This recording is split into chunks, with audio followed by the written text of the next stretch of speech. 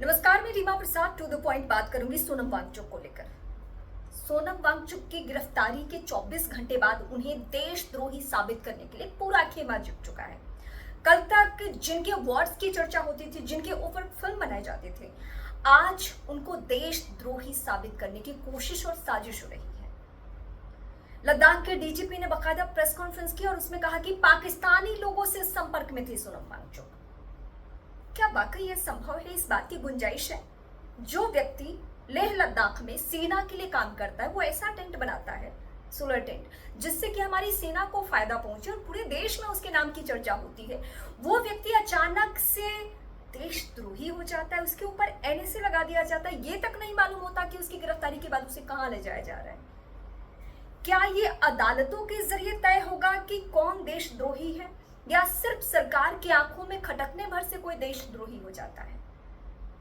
मैं ये मान सकती हूँ कि सरकार के स्तर के लोगों के पास अगर कुछ इंटरनल ऐसे इंफॉर्मेशन हो जिसके जरिए उस माहौल को शांत करने के लिए कुछ दिनों के लिए अगर सोनम वांगचुक को गिरफ्तार किया जाता या हिरासत में या हाउस अरेस्ट किया जाता, तो शायद इतने सारे सवाल नहीं उठते। लेकिन गिरफ्तारी के साथ साथ एनएसए लगा देना, और जब एनएसए का पूरे देश में विरोध होने लगा कि सोनम वांगचुक हमारे लिए बहुत सम्मानित व्यक्ति है, उनके ऊपर एनएसए नहीं लगना चाहिए, तो उसके बाद अब सरकार इस बात को साबित करने में लग गई है कि कैसे सोनम वांगचुक वाकई देशद्रोही ही है। डीजीपी ने प्रेस कॉन्फ्रेंस किया, बोला पाकिस्तान के साथ इनका कनेक्शन है, पाकिस्तान के लोगों के साथ मिलते थे, उनके हालिया अलग अलग देशों के दौरे को लेकर भी डिटेल खंगाले जा रहे हैं और बातें बताई जा रही है कि ये तो देशद्रोह की घटनाओं में संलिप्त थे।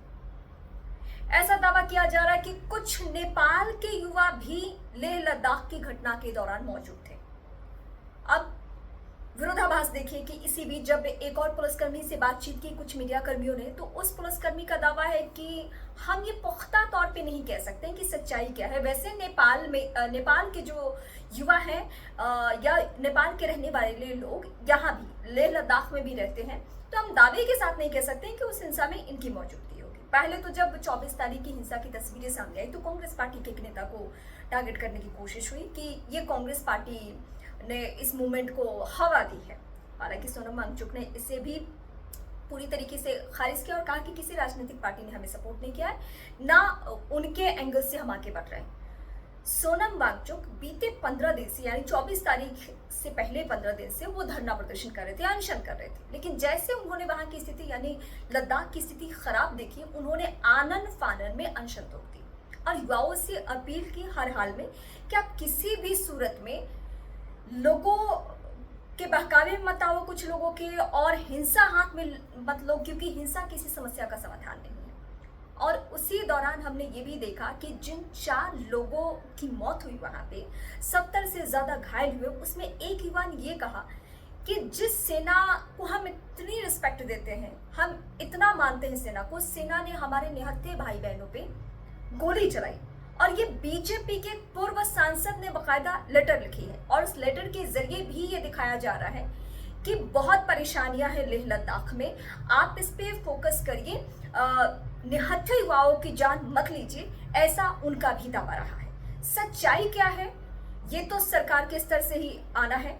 सरकार जो चाहेगी वही इंफॉर्मेशन, क्योंकि लेह लद्दाख में नेट भी बंद है, मतलब वहां की युवाओं की बात आप नहीं सुन सकते हैं। आज 4 घंटे के लिए कर्फ्यू में ढील दी गई थी, लेकिन इस बीच किस स्थिति में वहां के लोग हैं, युवा कैसे हैं, वो कश्मीर जैसे ही हालात हैं और बहुत कुछ उसके बारे में पता नहीं चल पा रहा है।